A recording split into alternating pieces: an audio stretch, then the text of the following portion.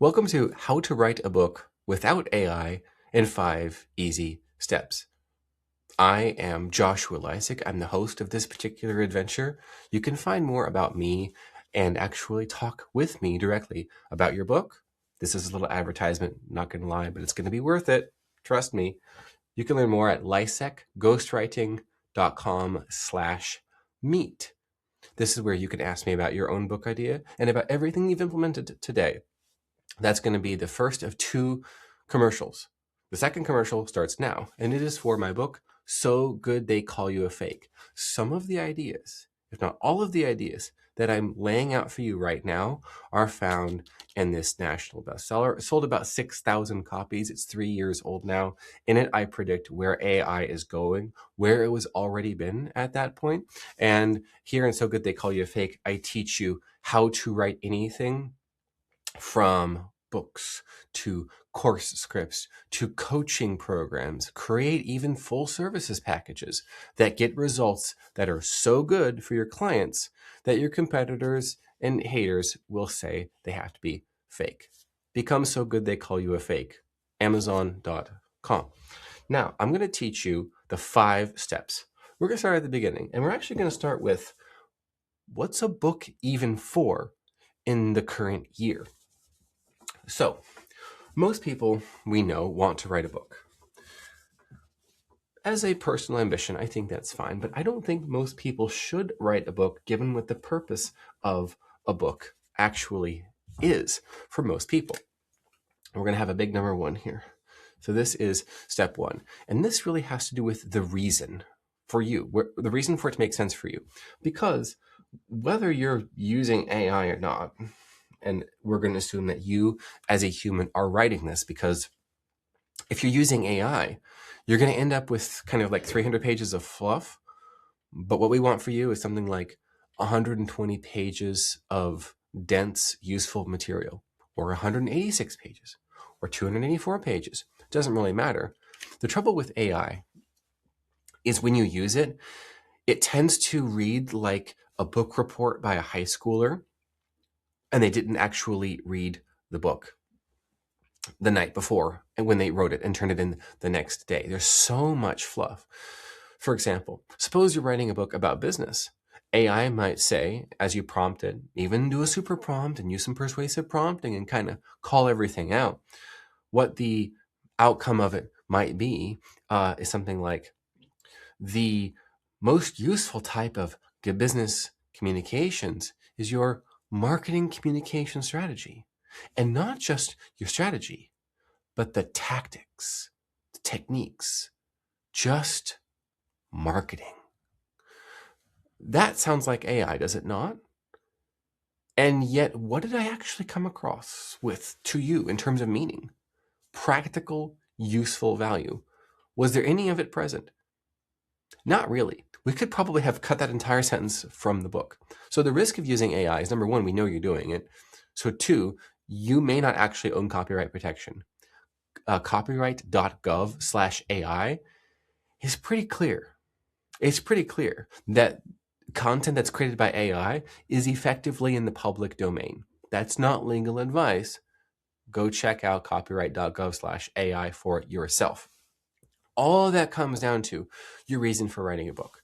Now, you're going to pay for it. Okay, you're going to pay for writing a book with time, with money, or both. We know from the business book study that included several organizations that are ghostwriting agencies, and it was also had a number of ghostwriting clients who were part of it. They pointed out that their reason for writing a book, when it was worth it, meaning it was worth time, it was worth the money, and more money than they thought they were going to pay, but again, it was worth it, is because they were stoked out, not because of the book sales, but because everything that happened because they wrote the book that would not have happened without the book. I'm going to talk to you now about your reason, which is the value ladder concept.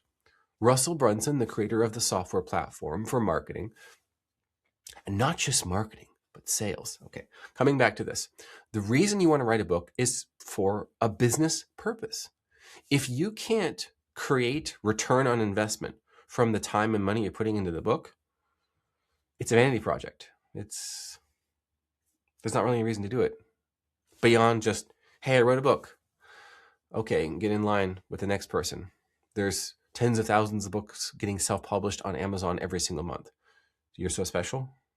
So we're seeing as more and more people are releasing more and more AI written books more and more quickly, the quality on average is declining, as are the number of readers. So again, get in line. The value ladder concept goes like this. Drawing it on a little whiteboard here, which is a tribute to one of my clients named Scott Adams, the late great influencer. He was known as, what you want in your business is for people to follow your value ladder up to your highest offers. We're going to do this right here. I'm going to draw some multiple dollar signs. Okay. Down at the bottom rung is spending a little bit of money with you. And what we want is for people to buy your book. Okay. We want them to buy your book. Oh, wow, this was really good. And they learn via your book about other things that you have available, cross sells, upsells. I'll give you an example of one of my own books. This is Lies I Taught in Medical School by Dr. Robert Lufkin with Joshua Lisec. Oh, wait, that's me. And in this particular book, giving you an example, we have a way for readers to become customers and clients of the author's business. The author has a private clinic that you can join, and you can become a patient of his in his private practice. Well, there's like 472 cited sources in this bad boy. That's one of my niches, by the way, as a nonfiction book, human ghostwriter, is I write a lot of books for surgeons, clinicians, and specialists that they use to convert readers into clients. So I want to show you this right here. You see this bad boy right here? This is a tool to move people up the value ladder. Oh, what's this? It's a QR code? Oh my, what does it say? A companion guide. For even more tools for health and longevity, consider purchasing the companion guide. Readers get $20 off. There's a coupon code. There's the website. What does that sound like? Moving up the value ladder.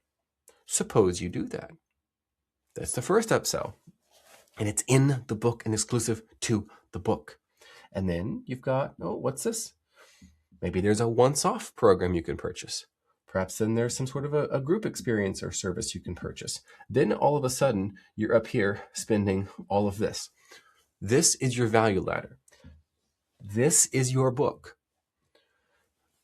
We know that it's roughly, depending on which consumer research platform you're looking at or what marketing research you're looking for, that people who buy something from you once are roughly 2,000% more likely to buy from you again. That's the value ladder concept. I have clients, I'll give you another example of this, who have sold what amount to only a few hundred copies of their book, yet they have made tens of thousands in US dollars from it because of the value ladder. I'll show you one of them in just a second. This bad boy is for a Canadian-Portuguese author named Noah Revoy. It's called Become Immune to Manipulation. Noah is a business consultant who works in, I guess you could call it a combination of nonviolent communication and crisis PR, specifically for high stress, high tension, high conflict situations across businesses, across companies, across organizations. And there's someone or some group of people who are trying to manipulate the other side. It could be the C-suite against the board. It could be investors against the this. It could be the them against the that.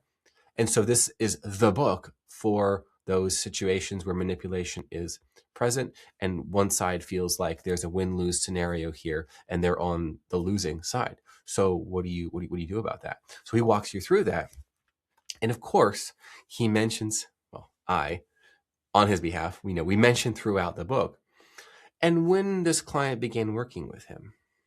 And from the first consultation with Noah, this particular client found me through my Twitter, which you can find here, now called X, obviously. Those are dropping little hints, little breadcrumbs. What's this? Breadcrumbs up your value ladder. So this understanding, they spend $20, $100, 250, 2,500, 25,000. Add up those numbers, and when you are selling to people who bought your book, what's happening is, number one, you're shortening the sales cycle because they know who you are. They trust you. You wrote the book. See, Noah wrote the book on business manipulation defense. That's a very narrow niche, yes. And in a situation like the launch of the Microsoft Kin, you remember the disaster of one of the first smartphones, the smartphone from the Microsoft? It was a multi-billion-dollar mistake. Noah details all of it in here. That's because significant manipulation inside of Microsoft was driving terrible decision making that cost billions of dollars. Are you going to spend $20 and then maybe a few thousand on some outside consulting services, some highly niche specialized management consulting services, crisis PR, strategic communications, all the things that Noah does? Are you going to spend $20 to learn about that? That's like step 2 of this, by the way. But we're getting ahead of ourselves. Of course you're going to spend that. Of course. But coming back to this here, if I say, why do you want to write a book? And you say, oh, because it would just be nice to tell my story. Wrong. Nope. Where's your value ladder? Well, I don't have a value ladder. Why don't you have a value ladder? Well, because I don't have a business. You see my problem here? Step 1 is, what's your value ladder? At minimum, I'm going to do my little whiteboard action here. At minimum, don't want to erase too much of it. Scott Adams, speaking of his books that we did together, also a value ladder. I'll show you that in just a second. I'm coming back to at minimum, don't worry. Reframe your brain. This was the #1 overall Amazon bestseller. It was somewhere on the Amazon top reads. Yes, it was the #1 also Amazon top reads, which is their equivalent of a weekly bestseller list, the week that he passed away, just a few months ago as of this recording. And I want to show you that this particular book, upon its launch, has the second rung of the value ladder. More content from Scott Adams. Subscribers on scottadams.locals.com. Oh, and then there's a couple of paragraphs of all the value that you glean and all the other ways that you can support him. Reframe your brain to his Scott Adams community to practice these and learn more and get free micro lessons and video content that's based on this book and more. Just incredible content from this book. At minimum, and I think Scott's a good example of this, at minimum, your value ladder needs like 2 to 3 rungs, okay? We'll do it like this. I buy a book for $20. I now see you as the authority. You're the person who wrote the book on the subject. The information contained within is so edgy, and it needs to be edgy. It's so controversial. It's so cutting edge. AI couldn't have written this. It's a slop-free manuscript. It's ungoogleable content. It's unchat GPTable. The kind of books that I'm telling people to write nowadays in the age of AI is AI can't write it. As a large language model, I am prohibited from, there you go, that's your book. That's your book. Also, what can't AI? What it won't be able to? Well, your own experiences, stories, your anecdotes, your insights. So when I work with someone as a ghostwriter, I prompt you. I'm not getting replaced by AI. You are. See, I act as the prompter and you're the promptee. We all know garbage in, garbage out. Well, we also know that an AI's prompt output is only as good as the AI's input. Make sense? So the quality of what AI gives you is based on the quality of what goes into it. So I act as the prompt for the author, as the prompter. The author acts as the person, as frankly, as the LLM or as the AI. And then I arrange according to what we see commercially working. And a lot of the properties that I work on that become successful books, ultra successful books, AI, that's not in their training data. It's not in the training. And I've looked, by the way, there's websites where you can look up, was my book used? And almost, well, there's been a few. There's been, in few cases, some of my clients' books going back many years were part of various training sets of data. But there's dozens of books that I have written, and I've ghostwritten 111 books at this point. Beautiful number. It's a big, beautiful number.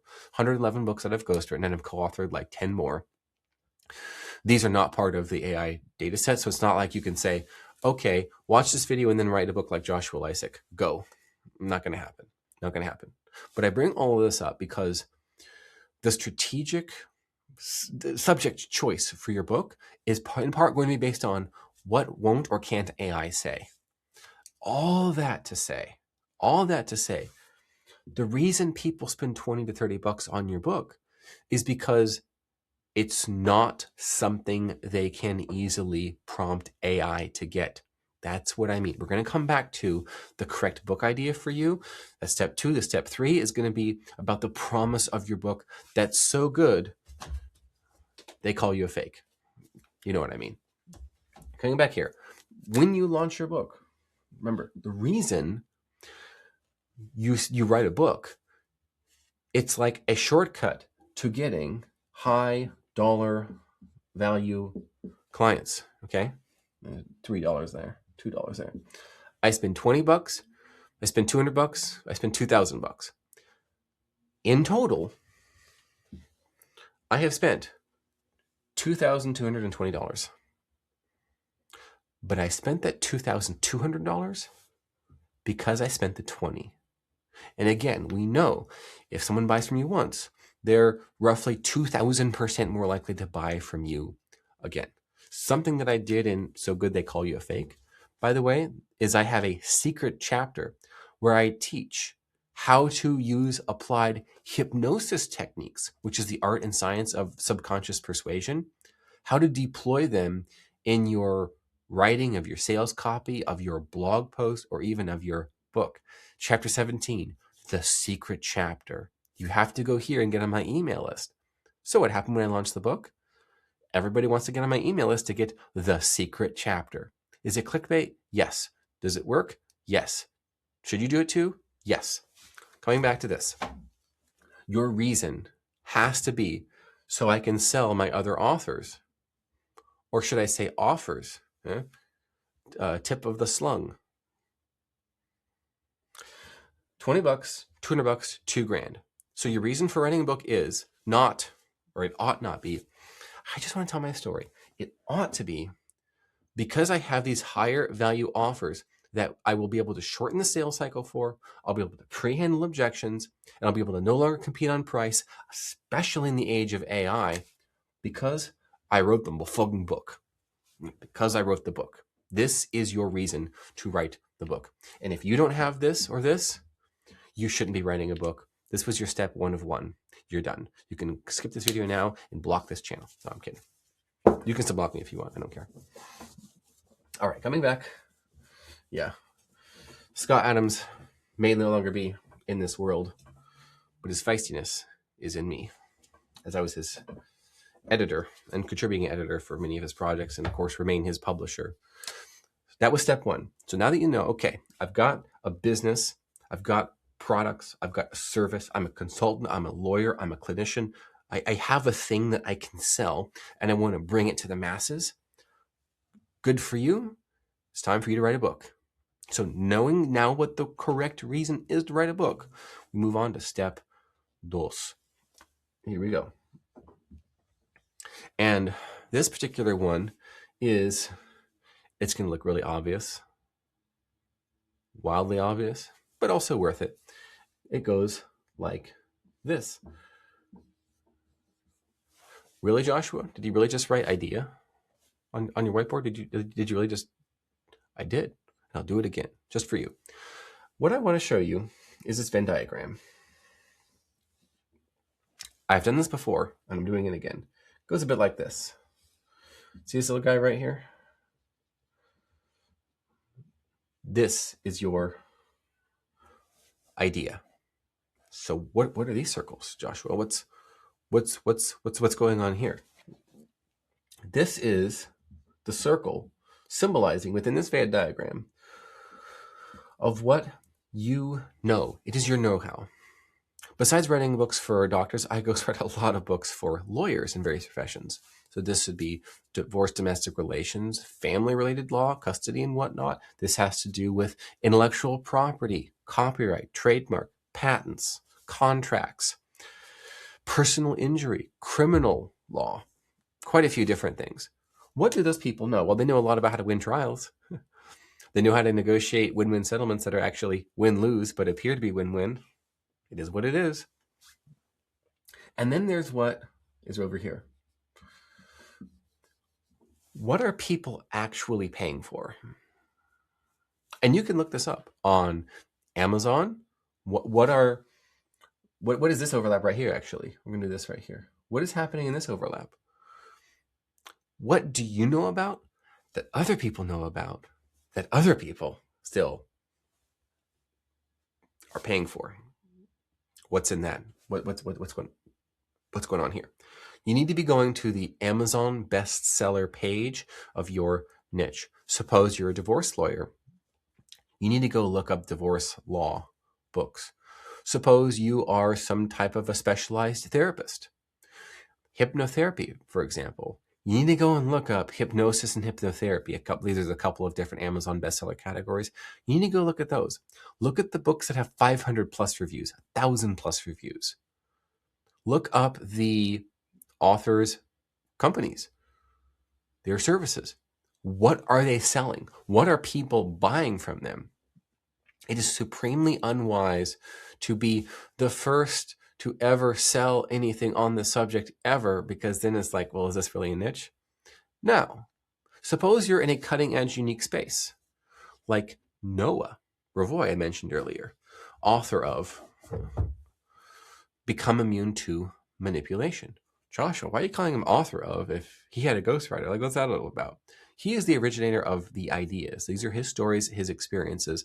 I am the shaper. I am the scribe. I am the collaborator. I command the situation to ensure that what is in here, from Noah's perspective, is the best way to say it. No AI 100%. Human 100% Noah as the author. Coming back now to this. In his case, have you ever heard of a business manipulation defense strategist? That's not a thing. Wait, does that stand for BDSM? I don't think so. Would be really funny if it did. And now that you're thinking that, get your minds out, get you out the gutter, come back here. Noah knows that people will buy this because they're paying him already for services. So perhaps he's the first to write the book on this, but it's not risky because people are paying him already. He knows there's a market. If someone's paying $5,000 a month for consulting, let's say, there's probably 1,001 people who will spend $20. Remember our value ladder? Spend $20. Probably dozens of those people directly who want more will buy a masterclass for $49 US, or the ultimate course for $499 US, let's say. Maybe book a one-off session with him for $750, let's say. And of the 10 who book a $750 session, which is $7,500, by the way, running the numbers, one of those becomes $5,000 a month and works with him for 19 months. Wow, that's pretty good. From only selling a few hundred copies of his book, which last I talked with Noah, he had. The book flopped from a traditional publishing industry perspective. But Noah's got a value ladder. Remember, we're talking about the reason to author a book in the age of AI. It's that. The first reason, the first step, it's your value ladder. Coming back to this here, what specifically should you write about? Well, what are people actually paying to learn how to do? This is key. And maybe they're not buying books, maybe they're buying coaching programs, or they're paying for premium tutorials, or there's influencers that they sell merch and there's a community, or there's a Patreon, or they're X subscribers, formerly Twitter, let's say. So we know that there are people who are paying to learn that specific talent stack, to use Scott Adams' term.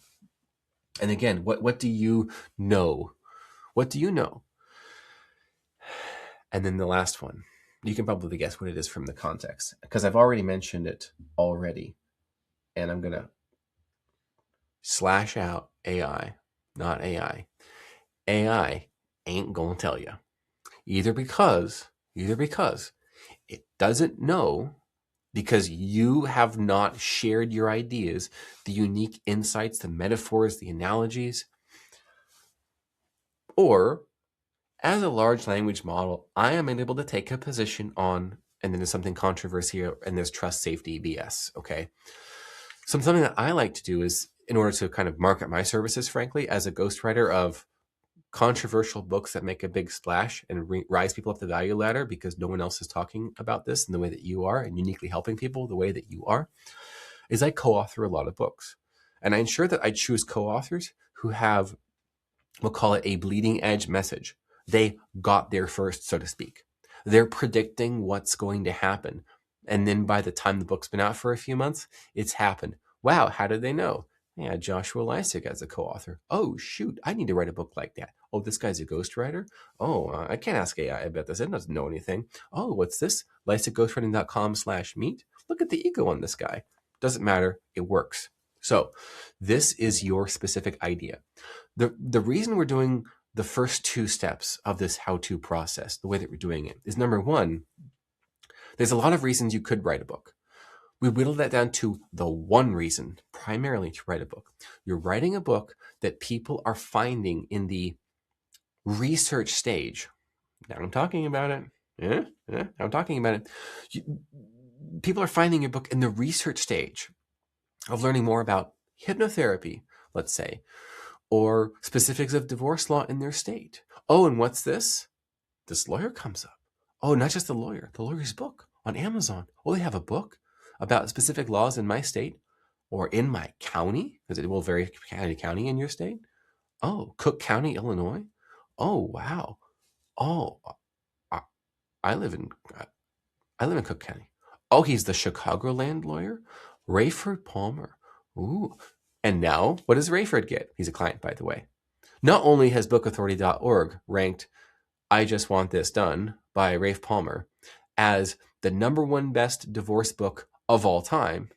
He regularly sends me gratitude, if you know what I mean. Rafe does.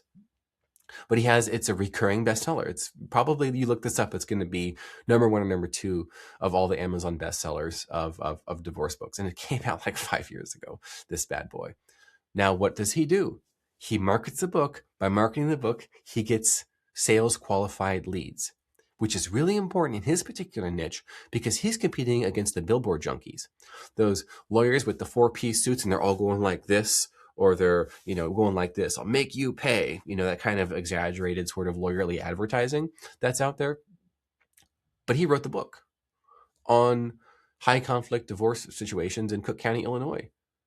If that's you and you're in Cook County, Illinois, you best know you're buying that book. You're buying 3 copies of it. Yourself, your counsel, your whomever, your CPA, let's say. 100%. 100%. That's Rafe's value ladder, right? You could pay him for the consultation. You could pay him to represent you, the second and third rung of his ladder. And in this case, this is what's interesting. The specifics of what works in a high conflict situation like a divorce, it's not going to be public because so much of it is protected by attorney-client privilege. So the best stories, Ray's not out there talking about on blogs, let's say. He's not out talking about this particular case. I took this client and then this happened and blah, blah, blah, blah, blah. Same with clinicians. This is probably why I work in these 2 niches, by the way, is because so much of it AI doesn't have access to. HIPAA compliance, for example. We're not exactly seeing all these places upload all the sensitive private, let's say, health data down to the name up into the cloud and training on the data, right? So these are things that AI cannot write about, will not write about. And if it's edgy, I even tested this with one client's book, by the way, who was pretty edgy subject matter. And it simply said, the book that you would like to write is unfair to insert protected group. Therefore, I suggest a subject more inclusive. And then it gave us the most watered down, cotton candy density level book you could possibly imagine and suggested it be 360 pages. We're not doing that. So I mentioned the point of the value ladder is to whittle down the number of reasons you write a book.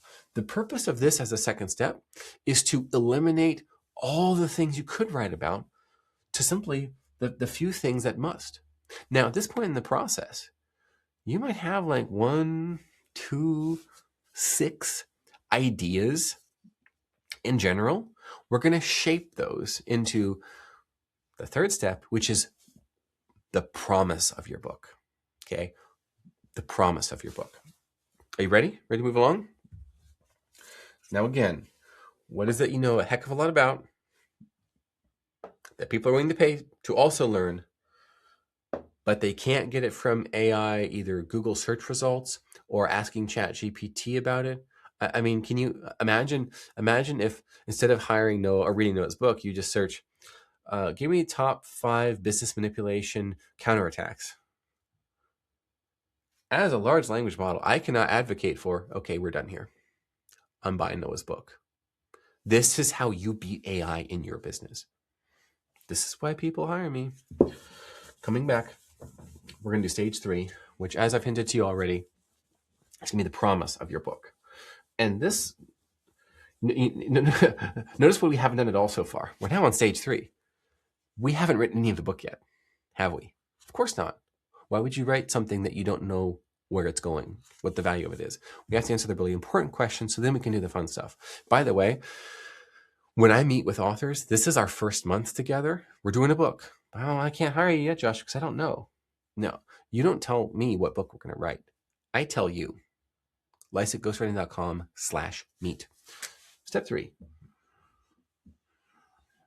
Y'all ready for this? This is the promise of your book. And so I've mentioned Scott Adams. I've mentioned Russell Brunson. I'm now going to mention Thomas J. Miller, who developed the concept of the value stack. And it's something like, it's going to be like a sandwich, but you'll follow me here. Okay. This is the worst depiction of a sandwich you've ever seen. That's okay because it's illustrative purposes only. This is a stack of, we're going to call it value. Meaning, when people are buying something, when they're buying anything, they're really buying only one of 3 things. Okay? They're buying functional value, meaning it helps them do something, like accomplish something, like it works. I'm not buying a smartphone if it doesn't work like I want a smartphone to. I want to be able to get on the internet. I want to be able to watch videos. I want to be able to send the pictures that I take. I'm using the language of a very popular model, first popularized at Harvard Business School, then adopted by Silicon Valley unicorn startups, called Jobs to be Done framework.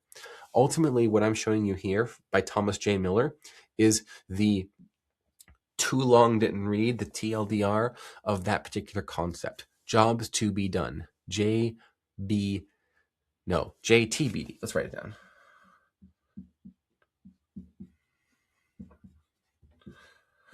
Jobs to be done. Really, this is where this is going. Okay, jobs to be done. Meaning customers buy tools to help them get jobs done.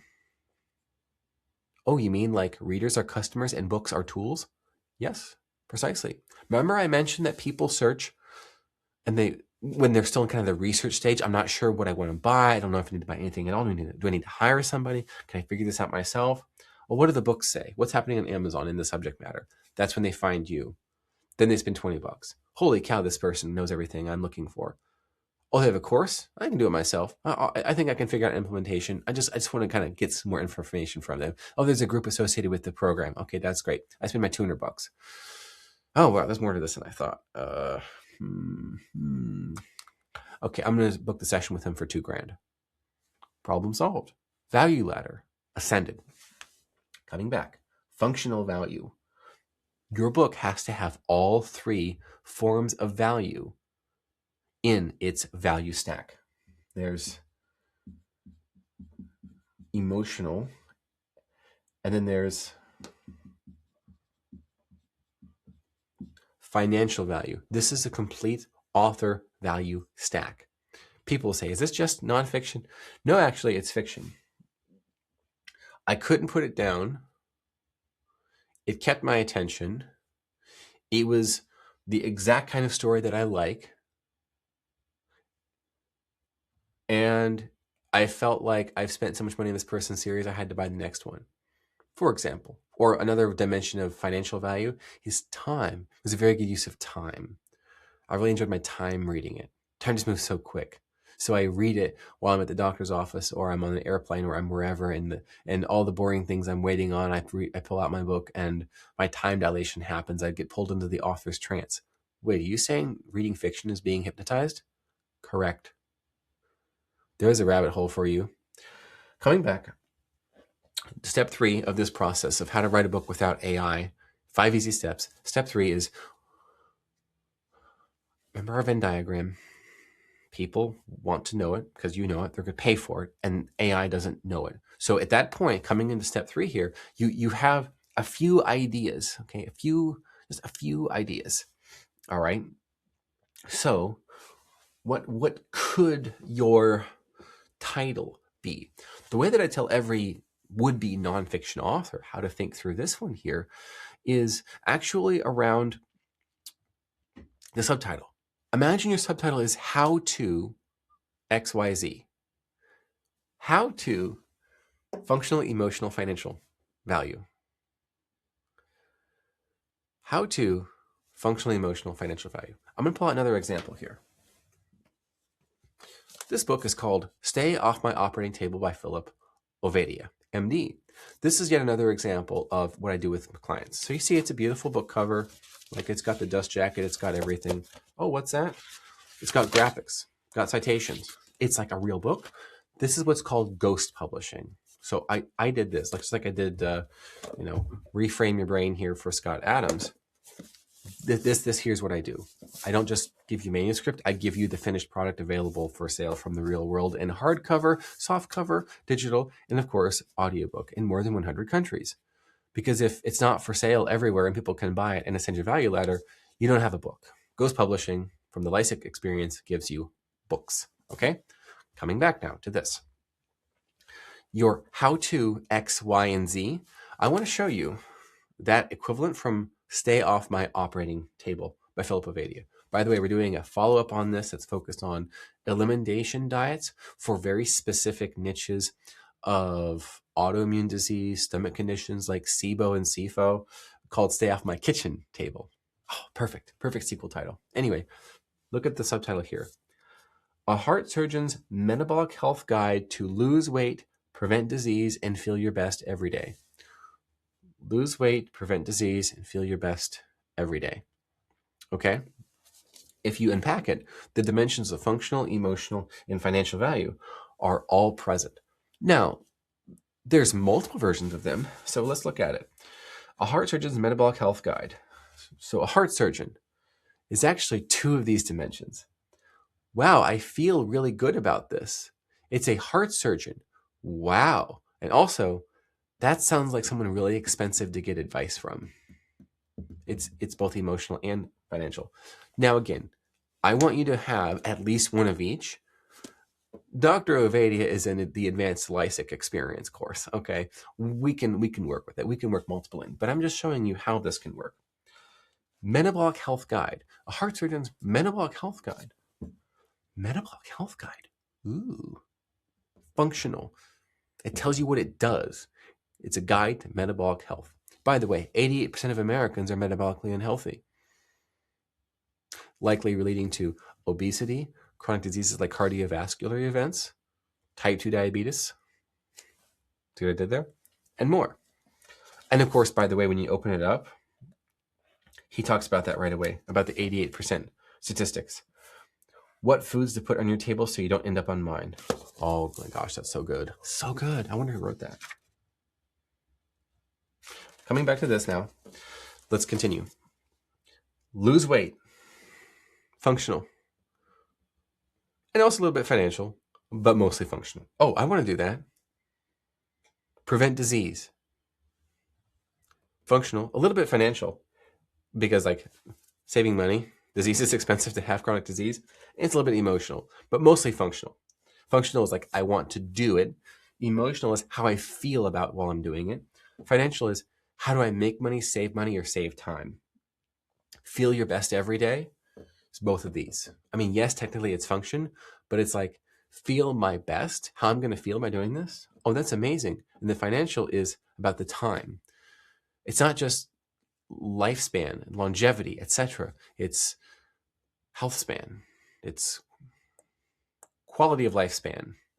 Chunk that down to a word. By the way, like Scott Adams, who created words like loser think, I like to create words too. So quality of lifespan, we're gonna start using that. It's one word. Quality of lifespan, one word. But that's what's really happening here. By the way, that would be a fantastic book title, wouldn't it? Quality of lifespan. Oh, what's that? Hypothetically speaking, how to leverage precision longevity medicine to give yourself another high energy decade and protect your fortune from nursing homes. Okay, something like that. But I just made that up on the riff. Quality of lifespan.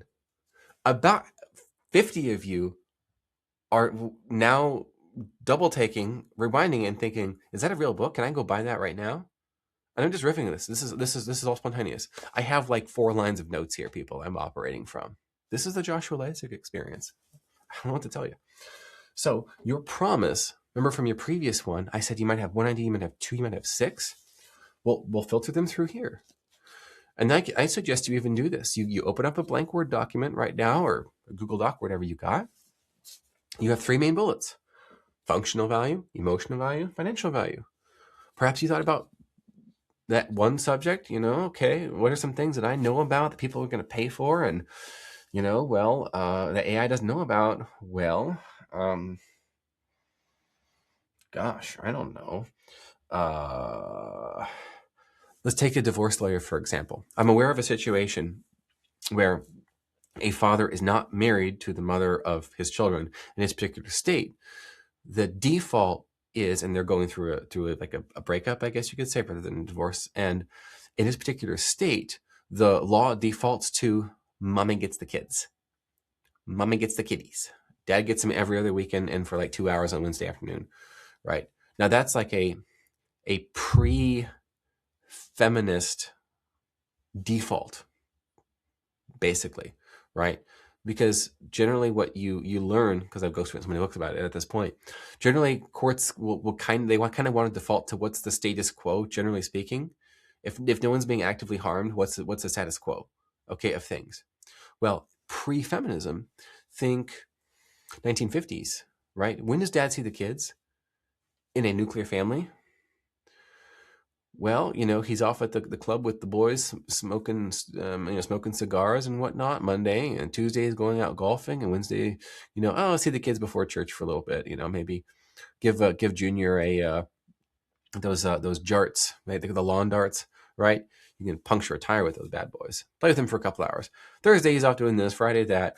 Maybe have a bottle of pop down at the drugstore on Friday night. See him a little bit on Saturday, maybe Sunday. But next week he's going camping with the buddies.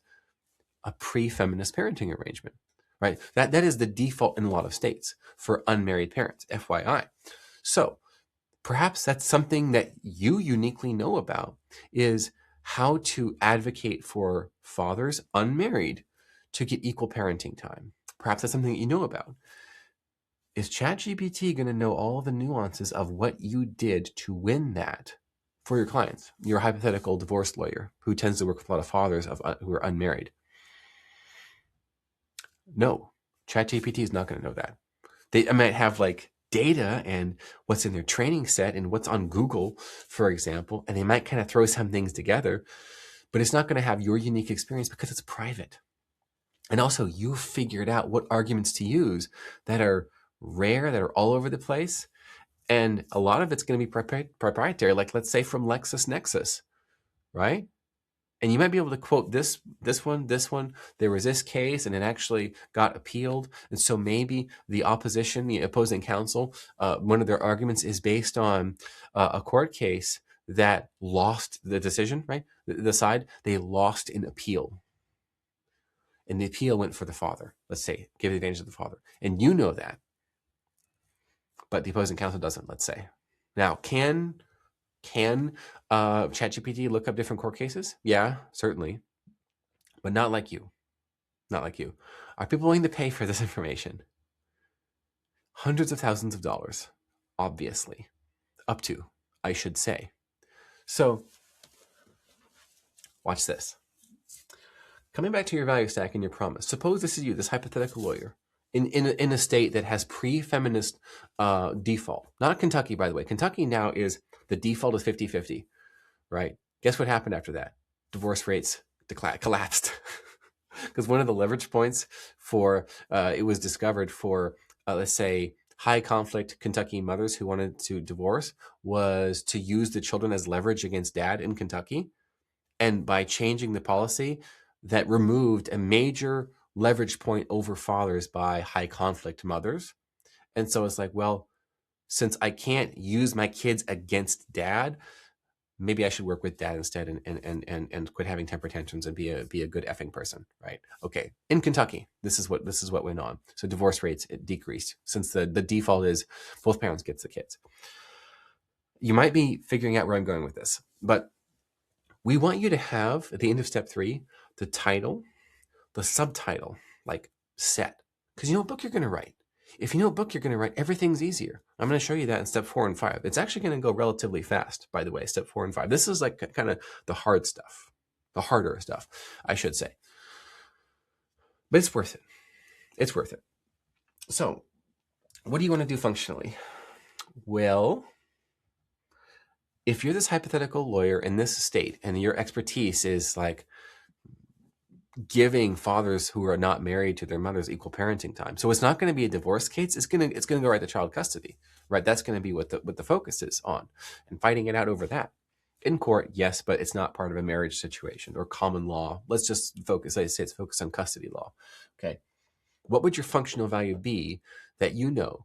So remember what I said, get out your Google Doc, get out your Word doc, you write your 3 bullets, and then now you have the sub bullets beneath each of those. Functional. What do you know how to do? Well, maybe it's persuade judges. That's functional. It's also emotional. Very good. Financial. Well, save thousands of dollars in court costs and lawyer fees and years of your life. Oh, that's good. That's really good, isn't it? This is just what's the value of what you know? This is the child custody law book for, nobody wants to read that. I perceive no value from that. That sounds really boring. Your mind has to go back to clickbait. What's the clickbait version of this? It's you against the TikTok content creator who knows how to steal people's attention with slop, frankly. Yeah, but clickbait's not ethical. It's neutral. You can bait people into clicking and then actually give them the thing you're baiting them with. Or you can give them a hook, like fishing. All right? What do you put on the end? Well, some people will go fishing with salami. Is all salami, does it all have a hook in it? No. If you give people the bait of salami and then give them the salami that they came for, did you clickbait them? Yes, but then you gave them the bait, so it's not like fishing, right? It's just fair at that point. Coming back to this over here.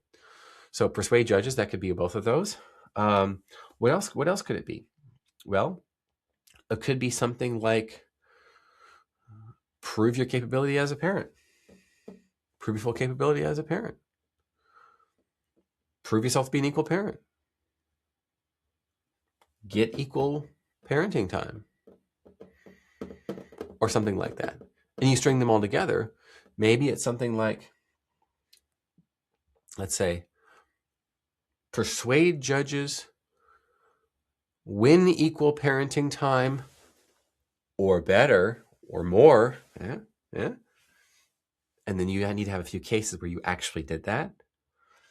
And then the financial is, and save thousands of dollars in court costs and lawyer fees and years of your life. This is so good. AI is not going to give you that. Guess what the title would be? Dad gets the kids. You just got goosebumps. LisecGhostwriting.com/meet. Step 4. We're going to move even more quickly now. You have your title and your subtitle. You have your promise. Now what you need are your chapters.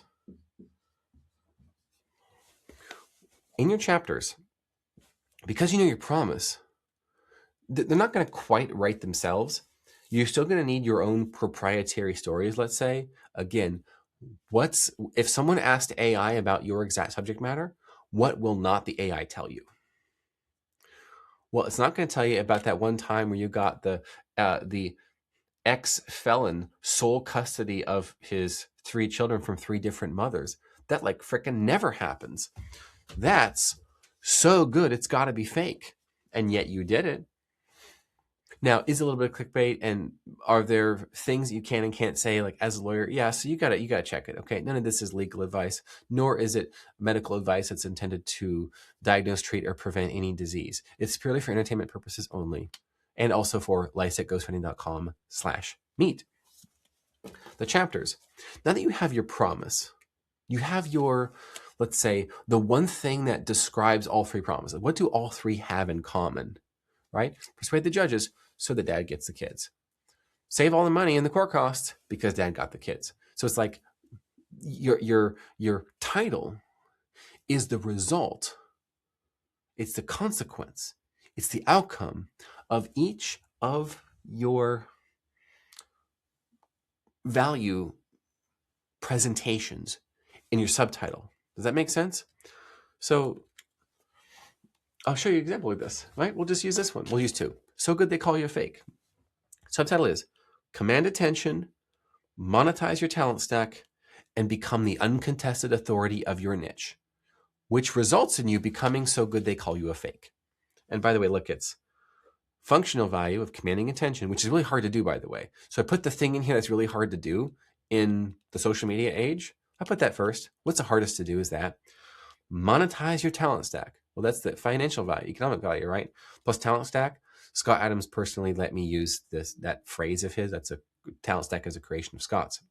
And we're working with him on a book that was about talent stacking, obviously. And then become the uncontested authority in your niche. That is how you feel. It's a phrase of emotional value. It's qualitative. It's something that you want people to feel about you and you feel about yourself. Uncontested authority. Oh, that's so good. By the way, I got that phrase. Many of you who are college football fans, you'll remember the BCS Bowl Championship. Remember that crap?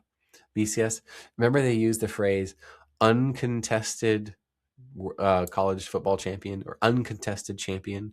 Uncontested BCS champion. Remember that phrase? That word? I always thought that was a weird adjective to use. But I liked it, so I stuck it in my back pocket, and then 20 years later, I used it, right? So good they call you a fake is the result of doing these things. Coming back over here, a heart surgeon's metabolic health guide to lose weight, prevent disease, and feel your best every day. Resulting in you stay off my operating table is what you do. Okay, without the profanity, but that's how the title and subtitle work together. So what I suggest you do, actually, most of you, write the subtitle first. And then what is the one thing that all 3 of your how-to in your subtitle, what all 3 of them result in? Dad gets the kids. It is like a consequence or a result of each of those things happening. Now, could you legally say that or promise that or guarantee that? This is not legal advice, so I can't answer the question, but it's still pretty dang good. With the chapters, now that you know what your promise is, you just simply deliver. Imagine you have 12 chapters. We're going to put chapter 1 right here. That's chapter 1. And over here, oh, what's that? Chapter 12. Okay? By chapter 12, You better have shown people how to fulfill the promise of your book's title and subtitle, totally DIY. But if you want some help and some feedback and some community members also doing this the same, you can get our upsell here. So that way it's not a scam. And like they buy this book and you will be able to accomplish all these wonderful things. In the next chapter, we'll talk about how good it's going to feel when you do that. And then the chapter after that, we're going to talk about why you should want these things in the first place. You're 50 pages in and you're like, this thing should have been a blog post. You haven't told me anything about how to do it yet. And then you get to the chapter 6 and now you're at the end of the book. Here's what people are saying about working with me on this directly. Really? Really? AI barely does it better. Barely. Imagine each of these chapters is a domino. And it's 11, 10, 9, 8, 7, 6, 5, 4, let's say 3, 2, 1. Okay, so we got 12 dominoes here, right? This is a metaphor that I teach in, he's going to say it, he's going to say, so good they call you a fake. Yeah, available on Amazon.com in hardcover, softcover, digital, and audiobook. Oh, audiobook, wow. So I can listen to it while I'm driving, working out, taking care of the kids? Absolutely. Each of your chapters is now a domino. These are dominoes. And what should my chapters be about? Well, think in reverse order. The 12th chapter is in the scenario of dad gets the kids in a non-Kentucky-like state, in a non-marital situation. What's chapter 12? It's don't gloat now that you won. Or it could be like, or if you didn't, or if the battle's still raging on, now do this. And one of those is book a consultation with us, and maybe we need to take over your case because you hired a deal weed to represent you, and it's too late. For example, okay? That's chapter 12. Well, then what had to be about? What did it have to be about? Well, it would be probably like, it could be cross-examination with opposing counsel and also by yourself. It could be if there's a guardian in the case, the final report, like what happens before the final decision? Okay, and then what happens before that? Chapter 10. What happened before that? 9. What happened before that? 8. Oh, I get it now. But Joshua, what if my subject matter is not really linear or chronological like that? It's a bunch of different things. Like what if it's like, oh, I don't know. What if it's like starting a business where I'm building AI agents and my promise is the one-person billion-dollar company? Oh, that's good, isn't it? Leverage AI agents. Launch successful products and become uber wealthy working alone. Whoa. Yeah, I know. That title and subtitle, there's lots of things you have to do. But you got to do something in an order. I like to think in terms of systems. I like to think in terms of systems design. Maybe there's a bunch of components. I'm going to draw this right here as a square. This is an example. These are the 4 things you need in your business, using AI agents to run a business. Okay. And by the way, that's another ungoogleable and unchat-GPT-able idea. Why? Because it's so new that the AI doesn't know about it yet in many cases. It's not necessarily tried and tested and proven. And you might even find it says, as of today's date, I have no information on this. And maybe you go to Google's AI search results and you're like, Gemini is not really doing it for me here. I'm not getting much information. Oh, but there's a book? Oh, and it's one of the top search results. Ooh. That's one of the value of having a book, by the way, is that your entire business becomes discoverable at the top of search results. Your book is the best marketing asset you will ever invest in. A book does a lot of things that other marketing and advertising efforts do, but no other marketing and advertising effort does what a book does for you. Lisec.ghostwriting.com/meet. Coming back here. Suppose there's 4 elements you need. Well, you need to have this, but also this, and then this, and then this. It's more like a puzzle piece, friend. Which piece should you put down first? Well, I suppose you could start in the middle, or you could start with the edge. Pick one. Pick one. Just pick one. And then build out from there. Maybe it's like this. Maybe this is your puzzle piece. Well, actually, the easiest thing to do is this first thing over here. And then eventually you're going to need this other thing. This is like the easiest thing to start with, honestly. So maybe this is the first chapter, and that's like the super easiest thing. And then there's something really close to that, but that it's like really hard. But you got to do it first, and then everything else becomes easier. And then there's let's go backwards. Now there's another step that you got to take care of that kind of comes after the first thing, but you can't really do anything about it yet until you've built the really hard, complex thing. So we'll do that one third to kind of quickly get through it. And then now we get back into the original order, and now we're off to the races. And then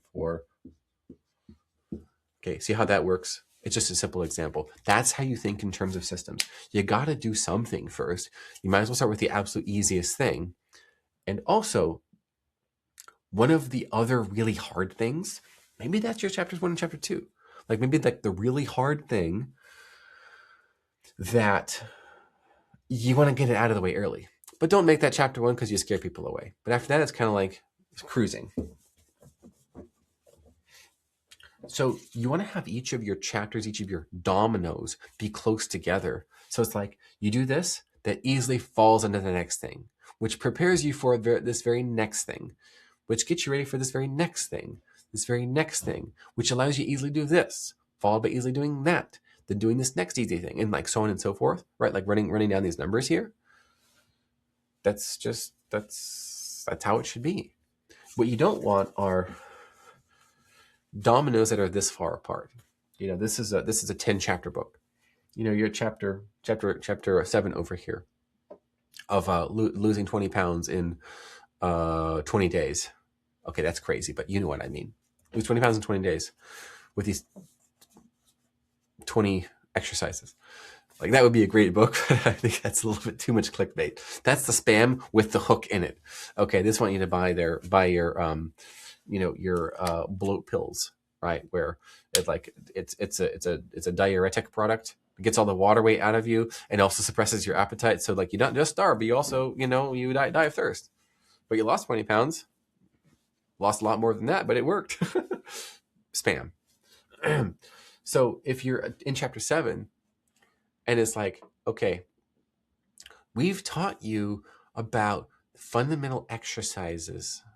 We've taught you the entry level and elementary information about nutrition through all these 7 chapters. Okay, step 8, you are going to work out an hour and a half every single day with this complete set of minimum 10 exercises total. And it's going to be 4 sets of 8 to 10 reps each. Here's all the...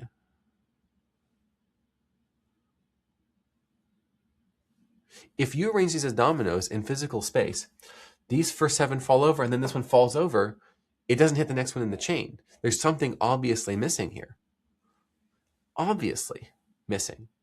I think you understand this concept now, right?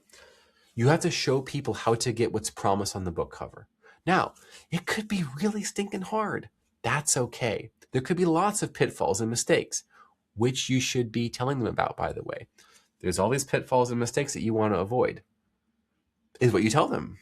Indirect and no uncertain language. You tell them this. You tell them all of this. And that's good. That's fine. It's wonderful. Because that's kind of why you're there. Isn't it? So now what you have is an outline for your whole book. Wow. That was kind of easy.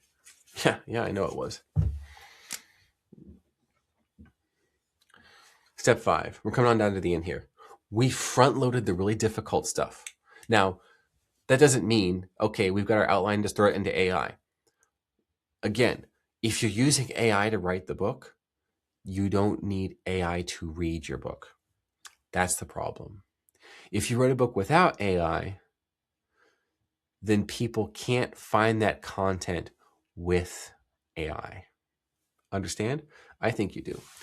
The fifth step is part of a broader process that I have a course on called, and I'm not going to upsell it to you, don't worry. The course is called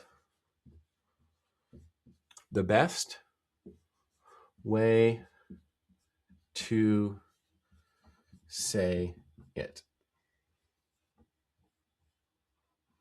And yes, I have a trademark for this bad boy. The best way to say it. This is the Lisec ghostwriting experience people find. Hence, it's my trademark. There's a specific step in it when I teach this. It's my own writing process for how I ghostwrite anything from blogs to books with epic persuasion that people come to know me for. There's a specific stage. Let's review where we're at, and I'm going to tell you what this particular thing is to actually write the book or have a qualified professional do it with you, interview you, prompt you to get those stories and insights out that, and also those connections between disparate subjects that aren't really aligned that AI might not figure out, and the examples and the stories and the metaphors and the parables. I'm a certified hypnotist. Besides being a certified ghostwriter, I'm the only one in the world who is both of those things. And in hypnosis, you learn about the connection the subconscious mind makes, the associations, the sort of subconscious persuasion-based word cloud where you can use specific phrases, specific multisensory language to cultivate a desire or to spark a particular idea or even to trigger a latent memory. Ethically, okay? This is what I love about hypnosis, is it has all this experience in ghostwriting for me. And I will even say that the books that I write are like long form self-hypnosis scripts where you hypnotize your readers into buying all your bleep. Slight exaggeration there. Or is it? The particular stage here, now that you know a number of things, you know the business purpose of this book so you can get return on investment. A human ghostwriter, especially in this day and age, is relatively expensive. And you want to be able to know that even if I only sell like 500 copies of my book, 50 of those are going to each spend between $5,000 and $10,000 with me collectively through all the things. And they would not have bought that from me otherwise. That part's key. Remember the value ladder. That was step one. Coming back here. Step two, the Venn diagram. What's the overlap of those three things? AI is not going to say it. People are paying for it. And you know a whole lot about it. What's in the overlap? There can be several things. That's when you break it down into those three categories in step three. Functional, emotional, financial value. You got the main bullets, you got the sub bullets under all three of those, okay? And then from there, you lay out, in order to fulfill that promise of all those three, as described by the subtitle and title as I explained to you, each of those chapters now in your outline is step by step with no step skipped, how to actually achieve that result themselves. But again, it should be really hard so that there's reason for them, a little bit of strategic overwhelm, I like to call it. There's reason for them to actually buy your other stuff. The courses, the additional support, the help. There's going to be some plucky people who don't need nothing from you. They just follow the book and then they get the result. Okay? That's great. That helps with book reviews, but value ladder. And now that you know everything that's going to be inside of your book, kind of like by the chapters, and really like the chapters are like steps, you're going to do the brain dump. The brain dump stage is where you look at your outline and you think, what's everything top of mind I could possibly expend from writing, from communication, on each of these 12 steps to get this promise fulfilled? As an example, maybe it's 14, 15, 25, 36 chapters. Doesn't matter. What are the steps? And then you write everything you can, stream of consciousness, as fast as you can. No self-editing. No self-editing. And this is where it gets recursive a little bit. You do your brain dump for each of those, for all of those. And then what do? You go back to step 4 and you think dominoes.